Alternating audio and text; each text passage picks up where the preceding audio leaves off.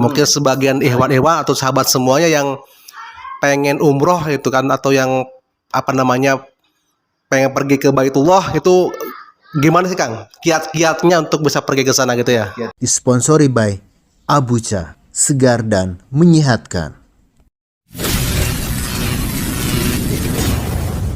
Kalau saya dulu waktu selesai kuliah saya memang pengen ke sana, ya udah berarti saya jalurnya jadi TKI aja, nyari kerja aja di sana udah. Kerja ya? Kalau udah tinggal di sana, kita mau haji mau umroh setiap hari nggak ada masalah kan.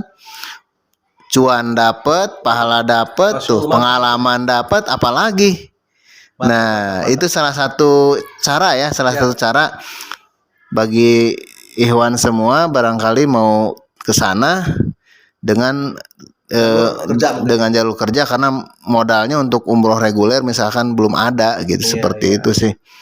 Nah, itu salah satu ya. Waktu pertama ke Saudi, selain tujuannya mungkin umroh, itu dulu bekerjanya apa dulu itu Kang? Biasanya di sana tuh. Jadi apa tuh, mungkin penunggu toko atau servis apa gitu. Itu dulu gimana Kang biasanya di Saudi sana? Kisah yang sudah lama ya. Mungkin terkubur nih. Ketika itu 2006, berarti sekarang udah berapa tahun ya? 15 tahunan lah. 16 tahun ada ya. Lama banget berarti ya. 16 tahun ya. Iya. Jadi saya itu kan selesai kuliah. Nah, itu banyak pilihan yang dikasih sama orang tua itu, mau kemana nih, mau ke negara mana nih. Nah, alhamdulillah Allah ngasih ilham waktu itu. Kenapa kan nggak ke Saudi Arabia, kan negara Islam tuh. Saya khawatirnya kan teman-teman kalau ada yang pergi ke negara A, negara B, negara C itu katanya ada ibadahnya yang sulit tuh. Nah, itu kan salah satu penghambat juga. Ya, salah satu alasan saya kenapa ke Saudi Arabia, agar ibadahnya lancar. Nah, di situ pengalamannya adalah pertama saya kan melamar menjadi ini ya, peranata komputer ya. Cuma lama ini ya. Ini saya kan nanti kerja di perusahaan di bagian komputer, tapi gak dipanggil-panggil. Ya namanya sifat dasar manusia, salah satunya mungkin gak sabaran. Saya pengen cepet, pengen segera berangkat. Ya saya bete juga nunggu-nunggu udah sebulan kok gak terbang-terbang gitu. Akhirnya dari PT-nya kalau mau terbang besok gak apa-apa jadi supir. Supir Mas. Supir mobil, supir keluarga sih. Sana. Masalahnya adalah saya sebenarnya nyupirnya nggak lancar. Tapi bisa. Supir sana bisa. Ya justru itu. Nah, supir di sana tuh kan beda ya setirnya ya. Kalau kita di sebelah kanan kan, di sebelah kiri. Nah, saya di sini aja nyetirnya hanya untuk saya aja sendiri, pakai mobil sendiri di rumah gitu kan. Belum bisa untuk nyetir orang lain. Nah, setelah sampai ke sana, qadarullah saya nggak disuruh nyetir bahkan. Karena supirnya masih ada masalahnya. Terus di sana saya justru kerja di kantor bahkan. Ya? Kerja di kantor itu, wah enak nih kerja di kantor nih gitu ya. Itu berapa lama kan? Berapa lama ya? Taruhlah 2 atau 3 bulan. Ya saya bete juga karena kerjaan boleh dibilang nggak ada, cuma duduk aja, duduk makan. Gaji dikasih, katanya kerja apa yang nggak sekeren ini, bisnis apa yang nggak sekeren ini kata majikan saya. Ya tapi saya nggak enak kalau cuma duduk aja. Itu posisi di kota? Di Riyadh. Jadi belum bisa ke Mekah mungkin ya Kang ya? Belum bisa ke Mekah waktu di Riyadh itu, maksudnya ke Mekah jauh lagi? Ke Mekah itu ya, saya waktu itu kan kurang lebih perjalanan 22 jam itu. Jauh banget. Nah, ceritanya kan saya akhirnya suruh kerja sama majikan. Kalau mau kerja oke, kerja katanya. Dan ekstrim banget. Yang tadinya di kantor, saya dikirim ke padang pasir. Baru kontak berarti ya? Itu ngapain di padang pasir biasanya kalau pas trik kayak gitu? Ada kerjaan balak onta apa gimana itu? Ya onta keren ya. Ini saya domba masalahnya. Sama aja dengan di Indonesia kan. Tapi kan biasanya suka ada gembala onta yang peras susunya gitu kan.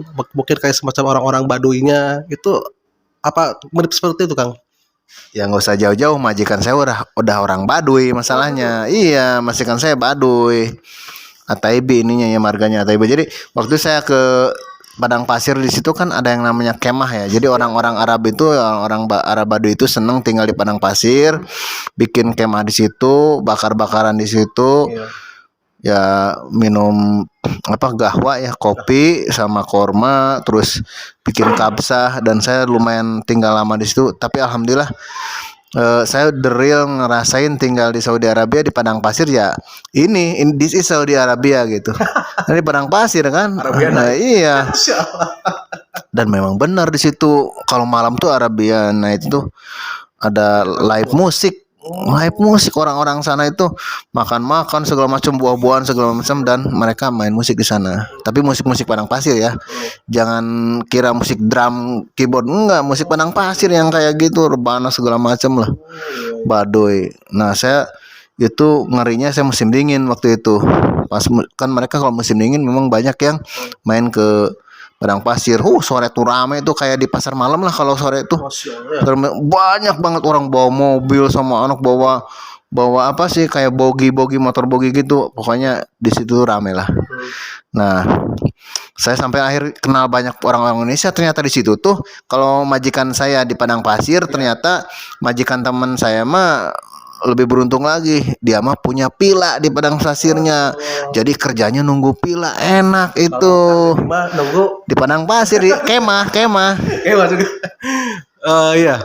Makin tadi ketika pengalamannya rencananya jadi penata komputer, tinggal di kantoran, ternyata suruh di Padang Pasir. Terus bisa apa untuk kesempatan bisa umroh ke Mekah itu gimana? Oke. Iya. Jadi sebenarnya ceritanya panjang tuh ya. Kalau saya ceritain di padang pasir dan lain sebagainya. Kita bikin duanya aja lah. Iya.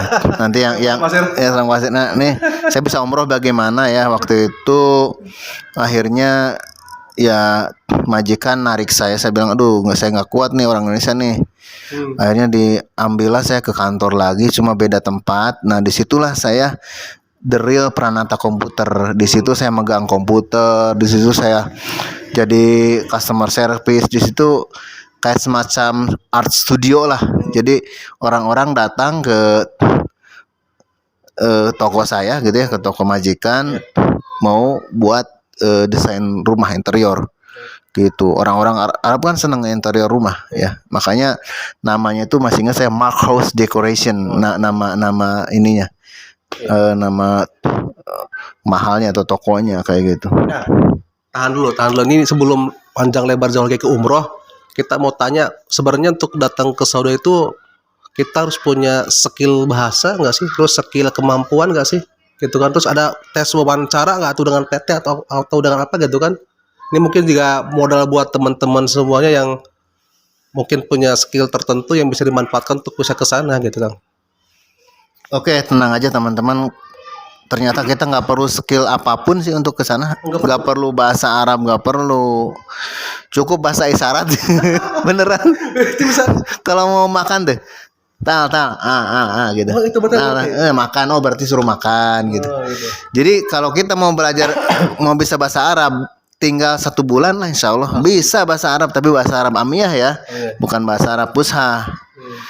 Gampang. Bahkan kalau saya sih basicnya bahasa Inggris, jadi saya komunikasi pakai bahasa Inggris dengan majikan di awal-awal, terus belajar bahasa Arab. Tapi yang saya ini ya, mind blowing, saya ngomong bahasa Sunda di Arab itu. Karena banyak orang Sunda masalahnya. Ya iya, TKI orang Sunda. Justru itu mungkin menghambat belajar bahasa Arab itu. Yang tadinya kita mau fokus belajar bahasa Arab, mungkin dengan adanya orang Sunda justru terhambat kembali. Oke Kang, kita lanjut nih yang sampai bisa ke umrohnya ini. Apakah setiap majikan itu kan kita diberi kesempatan untuk bisa umroh setelah kita bekerja atau bagaimana itu? Ya majikan qadarullah agak rewel sih majikan saya. Saya mau hajian nanti aja katanya. Nanti aja, masalahnya saya nggak betah sama dia. Kalau saya harus nanti aja, saya harus nambah kontrak dong sama dia. Akhirnya saya, ya ini sebetulnya jangan ditiru ya, tapi emang ini kisah apa adanya. Ya karena nggak diizinin, saya mau hajian nggak boleh. Ya alhamdulillah mungkin saya uang tuh saya investasikan ke alat elektronika. Saya beli Nokia zaman dulu tuh yang paling mahal kalau sekarang malah gitu ya. iPhone-nya lah gitu. iPhone-nya ya. Saya dapat gaji beliin sana, beliin smartphone yang bagus. Nah, ada modal nih buat kabur nih. Iya, saya jual smart laptop. Nanti ya. Terus lanjut. Ya udah gagal poek kan. Poek.